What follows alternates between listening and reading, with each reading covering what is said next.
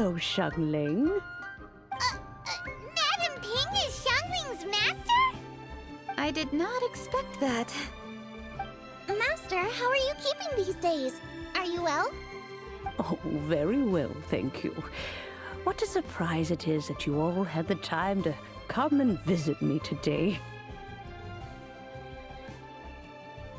Hello. Master, we came here because we have a question for you. Do you know about the Stove God? Of course I know the Stove God. Does this mean you know them personally? Ah, I see. It's the Moon Chase Festival, isn't it? How interesting. So you came to hear some stories about the Stove God. That's right. We're investigating something that happened recently. I see. The great stone surfaces. And so you open an investigation. I must commend your guesswork this far. I did indeed know the Stove God of whom you speak, but it was a great many years ago. Moon Chase was originally a rite observed by the Adepti, not something in which the ordinary people of Liyue would ever partake. But over the years, they have sought to emulate it for themselves many times, giving rise to various festivals bearing the Moon Chase name. On nights when the moon shone bright, everybody would get together for joyful reunions. There would be fine food, fine wines, and choice teas. Later, Rex Lapis unified all of these various festivals under the Moon Chase name to honor an old friend of his. In short, the heavens were our witness as we vowed to the moon to come together in joyful solidarity, to remember the past and reflect upon the present. That is the meaning of the Moon Chase Festival. Rex Lapis. That friend made many contributions to Liyue, and Rex Lapis would not have them go unrecognized. Turning this season into a commemoration of his old friend was also a way to honor that friendship.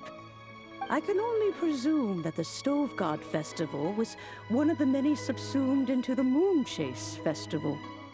In the hands of Rex Lapis, our nation's traditions were faithfully upheld. It is to their detriment that we must now be the ones to inherit this duty. Ah, KEQING, I simply won't allow you to be so down on yourself. Nothing would delight Rex Lapis more than to know that those who follow in his footsteps continue to value these traditions and are working tirelessly to do them justice. Thank you. Lady KEQING! Huh? Lady KEQING! Lady Ningguang wishes to speak with you. Ningguang's looking for me? Must be important. Please excuse me, everyone. If I'm not back soon, you'll find me at Ningguang's office.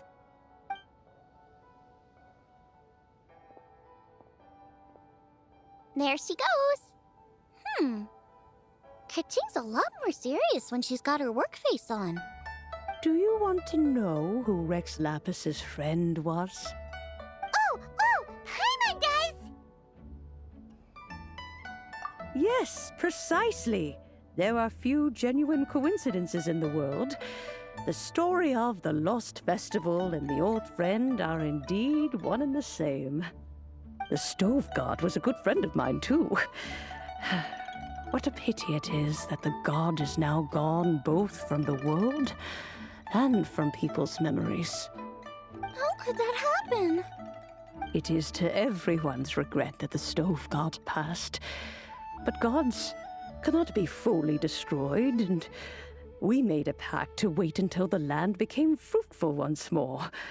For perhaps the Stove God would then return, albeit in a new form. Really? Master, you must miss the Stove God a lot, right? From the way you talk about it all, it sounds like you were the best of friends. Yes. Thinking back on it all, there are many fond memories. I'm pleasantly surprised to find that Kuching is investigating this. She is a tenacious child, and anything she sets her mind to, she will diligently pursue. It warms my heart and makes me want to give her a helping hand. Unfortunately, however, I cannot simply give her the answer, for the process is of great importance to her. Kuching's grandfather once researched the stove god, and now she follows in his footsteps. Since Kuching has inherited this conundrum, so too she must inherit the journey to its resolution. You knew Kuching's grandpa? Of course, I count all the people of Liyue among my good friends. I remember when he was the same age as Kuching is now. So young. Grandparent and grandchild are definitely made from the same mold, both diligent enough to take on anything and bold enough to see it through to the end. I like to think of Liyue as my own little potted plant. I've watched it grow and blossom, and it grows more beautiful all the time. In the blink of an eye, the buds of yesterday are in full bloom today. It's wonderful to see. For new blossoms must bloom on the branches if the tree is to remain evergreen and ever young. My dears, you are absolutely right to focus your investigation on the stone. It is, as you suppose, the lost statue of the stove god, and within it lie all the answers that you seek. I should like to see the stone for myself if you would lead me to it. Perhaps the truth will emerge even as we watch on.